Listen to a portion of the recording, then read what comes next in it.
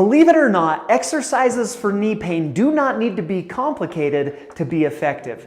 They just need to strengthen the right muscles the right way to help the knee function better and relieve pain. My name is Dr. Jared, and that's exactly what I want to share with you in this video today. These are 8 simple yet incredibly effective exercises that you can do right at home to help your knee feel better.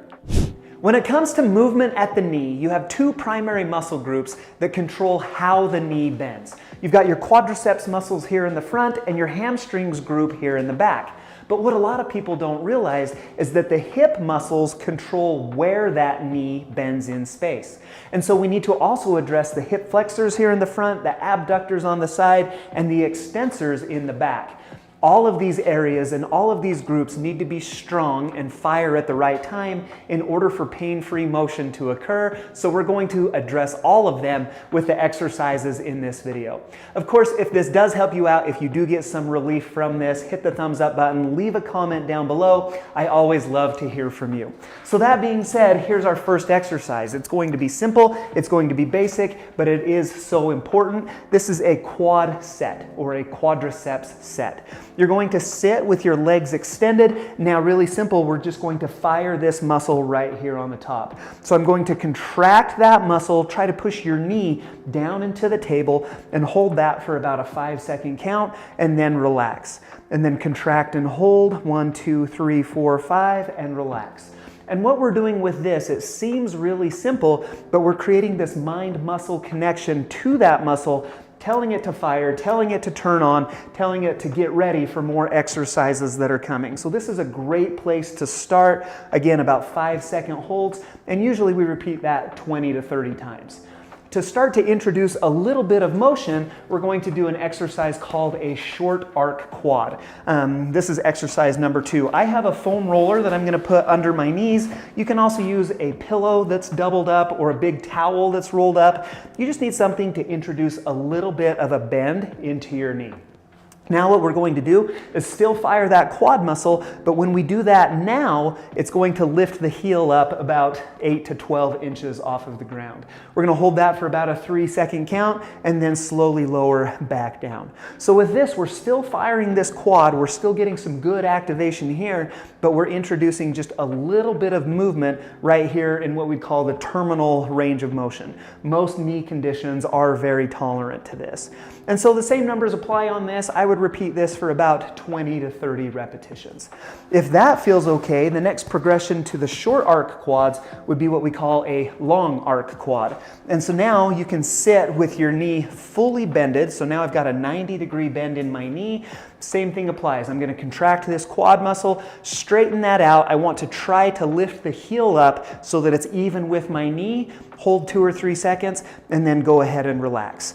Now this does put a little more compressive force in the knee joint. It does have some potential to aggravate it a little bit more. And so if that's your case, just go back to the short arc quad exercise. That's still going to get the job done, strengthening and firing this quad right here. And then about 30 repetitions is a good number to shoot for. About 3 sets of 10 is typically what we do. Now, one of your quadriceps muscles, it's called your rectus femoris, actually crosses your hip joint and contributes to hip flexion as well. So the next progression to the exercise is going to be to start to add some motion at the hips or in the hip flexors as well. And so this is going to be a straight leg raise. We're going to sit again with the leg extended, fire that quad muscle right here on the top, so a really good strong quad contraction, and then I'm going to lift that heel up about 18 or so inches off of the table, hold that for about a 3-second count, and then come right back down. I really want you to focus on firing the quad. I want you to hold that nice and tight. If you notice that there's a little bit of a bend in your knee as you raise your heel up, you're not doing the exercise correctly. Really try to focus on firing that quad, keeping that knee totally locked out as we introduce this hip flexion motion. You're going to feel that in the quad muscle. You're also going to feel that up here in the hip flexors. sets of 10, so about 3 sets of 10 is a really good number to shoot for with that one. So again, that was quad combined with hip flexors. We're going to move into the hip abductors now. In my opinion, one of the most important muscles that controls knee pain and knee movement, but we often overlook it. And so to do that, what we're going to do is some side-lying hip abduction. I'm going to lay down on my unaffected side. So right now, if it were my right knee that was painful, lay down on your left side.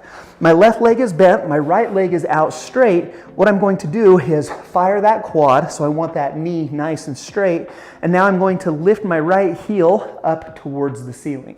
Hold that 1, 2, 3, and then return right back down. Make sure we keep our hips stacked, one right on top of the other. The tendency is for people to let that hip roll backwards and lead with their toe. I want you to keep your hips one on top of the other and try to lead with your heel in that motion. You should feel this right up here in your hip abductor muscles, and then 3 sets of 10 is a good number to shoot for with that one. Okay, and then we're going to move over into the hip extensors, so into the glute group in the back. This is a way that we can also introduce some hamstring muscle activation as well. These are going to be some hamstring bridges. And so you're going to lay down on your back with your heels kind of dug into the floor. And the first step is to actually push your heels down into the floor. So kind of dig in with that. And what you're going to feel is these hamstring muscles activate as soon as you do that. And so dig down with those heels, feel those hamstring muscles activate. With the hamstrings active, now we're going to contract in the glutes to lift the hips up towards the ceiling. So we get some good hamstring contraction coupled with the hip extensor contraction with the glute contraction as we do these bridges. Again, we're going to hold for about 3 to 5 seconds up there at the top, get a really good contraction, and then we're going to lower right back down. And 3 sets of 10 is a great number to shoot for with this one. Now that hamstring bridge is a great isometric contraction for your hamstrings. That means we're contracting it, but really there's no motion occurring. If we want to progress that to the next level, we start to introduce a little bit of motion. Standing hamstring curls is my favorite way to do that.